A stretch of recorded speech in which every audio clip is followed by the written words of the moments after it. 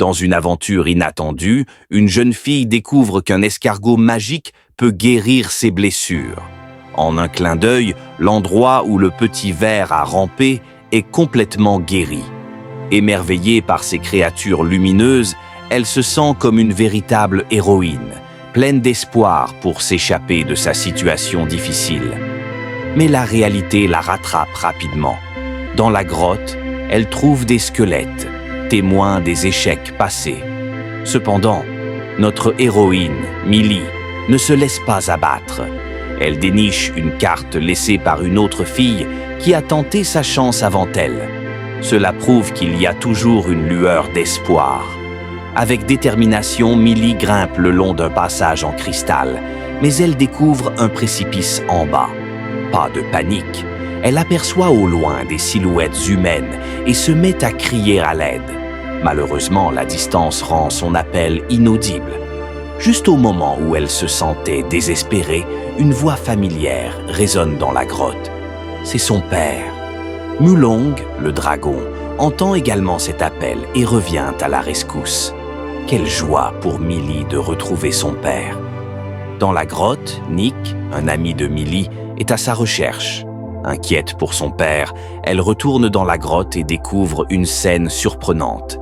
Les restes de 3 petits dragons. Elle se souvient alors des paroles d'un sage.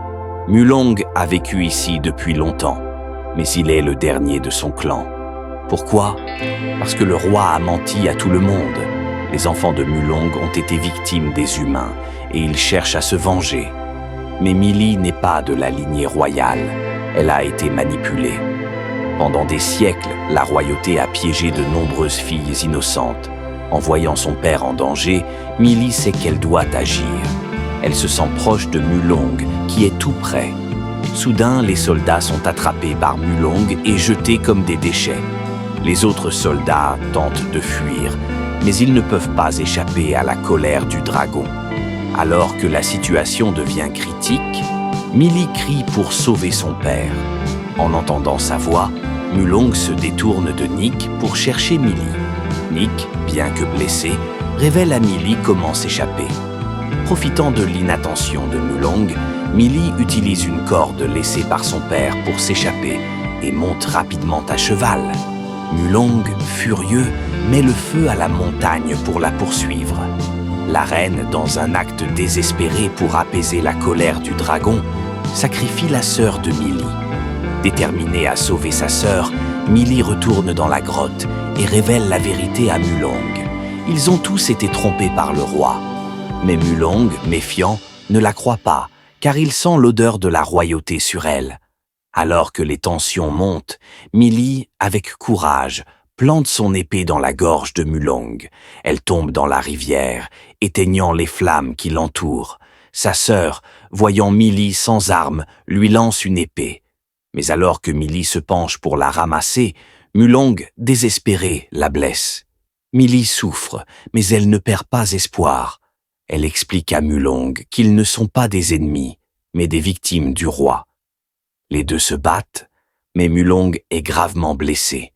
Il crache des flammes pour tenter de tuer Millie, mais cela se retourne contre lui. Millie, avec compassion, lui montre ses cicatrices et lui explique que tout cela fait partie d'un complot. En réalisant la vérité, Mulong commence à comprendre. Au lieu de se venger, Millie lui apporte des lucioles, symbole d'espoir et de rédemption.